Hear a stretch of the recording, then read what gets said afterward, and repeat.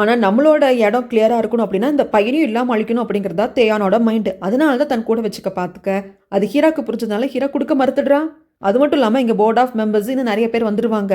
ஊர் உலகத்துக்கு உங்கள் அப்பாவோட பையன் தான் இதுன்னு தெரியக்கூடாதுன்னு தான் நினச்சேன். எல்லாருக்கும் சொல்லிடுவேன்னு சொல்லி மிரட்டி அங்கேருந்து கூப்பிட்டு போயிடுறான். தேயான் இந்த சாதகமாக நல்லா பயன்படுத்திக்கிறான். அவங்க அப்பா இல்லாததுனால அவங்க அப்பா மேலே இருக்கிற குற்றத்தை எல்லாத்தையும் காட்டி நான் தான் இந்த கம்பெனிக்கு நல்ல சேர்வுமனாக இருப்பேன் அப்படின்னு போர்ட் ஆஃப் மெம்பர்ஸுக்கு நல்லா நிரூபிச்சுட்டு வரான். அந்த சமயத்தில் தான் தெரிய வரும் நியூஸ் 9ஓட அந்த நியூஸ் ஆங்கர் கூட இவங்களுக்குள்ள ஒரு ஆள் தான். ஹீரா யூனா இவங்களுக்கு எல்லாமே அதை பற்றி தெரியும். இவங்களுக்கு தெரிஞ்சுதான் தேயானோட ஆள் மாதிரி அவன் நடந்துக்கிட்டான் அப்படிங்கிறது எல்லாருக்கும் தெரிய வருது. இப்படி எல்லாமே சுமூகமாக போயிட்டு இருக்கிறப்போ ஹீராவோட மைண்டில் ஒரு விஷயம் இடிச்சுக்கிட்டே இருக்கு. 11 வருஷத்துக்கு முன்னாடி சிம்மா இப்படி ஒரு தப்பு பண்ணாங்க அப்படின்னு சொல்லிட்டு நாம பாட்டுக்கு நியூஸ் சேனலில் சொன்னோமே அது உண்மை என்னன்னு ஆராயலையே அப்படின்னு இப்போ தோணுது. கில்ட்டாக இருக்கு.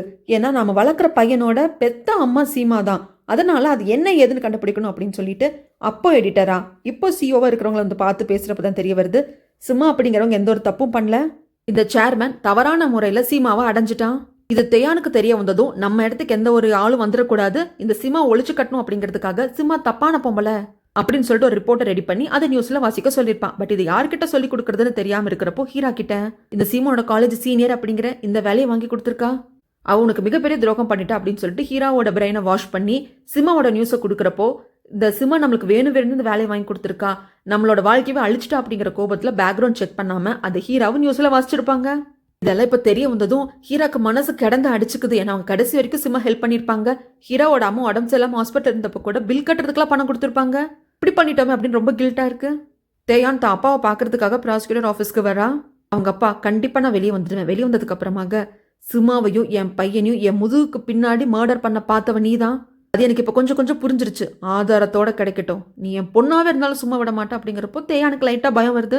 அப்படியே வெளியே வரப்போ யாரோ ஒரு பர்சன் கிராஸ் ஆகி போறாங்க. யார் என்னன்னு தெரியல, கண்டுபிடிக்கும்படி தன்னோட அசிஸ்டன்ட் கிட்ட சொல்றான்.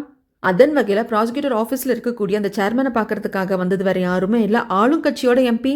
இது கேட்டதும் தேயானுக்கு அப்போ அவர் வெளியே வந்துருவாருன்னு தோணுது. எஸ், அதுதான் நடக்குது.